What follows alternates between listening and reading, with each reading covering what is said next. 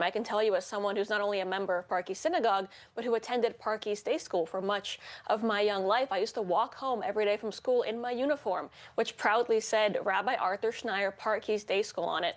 And no one gave me any looks. I felt safe. I felt happy. I was a very happy young child in New York, not worried about anything around me. Right now, I would never, if I had young children, allow them to walk home in that uniform in New York. I would never want anyone to see me or my young child, for example, walking out of Park East Synagogue or Park East Day School just based on the fact that this is how the school and the synagogue are viewed. By the way, what you're seeing on your screen right now, that's not the entrance to Park East Synagogue.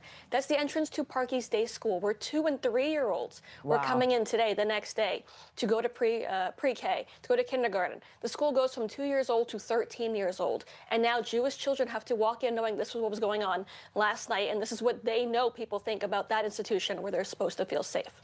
Well, it really is quite, I myself lived in New York for a long time as well. And it's true. I mean, the things that parents worry about is what their kids going on the subway alone or crossing the street. But to think going to and from school and being proud to be Jewish in a city which is known to have been a safe and warm place for Jews is very an existential fear, I could imagine. That's only getting worse.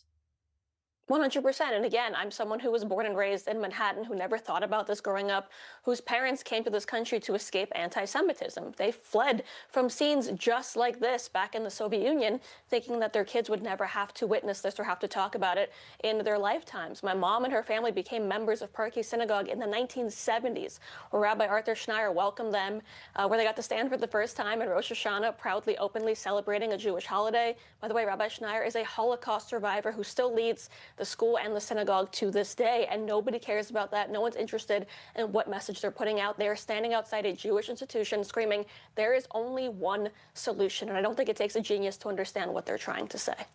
And let's talk about Mamdani. Clearly, he hasn't started yet. I mean, Mayor Adams has been in Israel, a huge supporter of Israel. But do you think there is a more of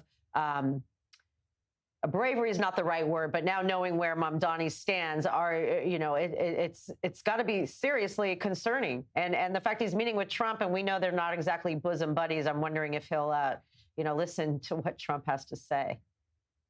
Look, we will have to see, but what I have seen from the campaign trail thus far, I don't think gives me or many Jews much confidence. When you don't want to stand up and condemn, globalize the Intifada, when you know exactly what it means when it's being chanted, and you know what it means to Jews who have to hear it day and night in the city. If you don't want to condemn that, we know exactly where you stand. It's very easy to put out fancy statements on X, on social media, saying you stand against anti-Semitism. But when a majority of New Yorkers are saying they don't feel safe, and a mayor is going in without any indication that he's going to actually try and fight the reason they don't feel safe, instead he's standing on the other side. Let's not forget, before running for mayor, he was standing on the side of those very protesters time and time again. We know where he stands. It's very unfortunate. And I'm hoping that most New Yorkers realize that they are actually in danger now, that walking by those protests, wearing a kippah, wearing a Star of David on your neck, it is not safe anymore in New York City like it once was when I was growing up, and they have to make some difficult decisions because of that.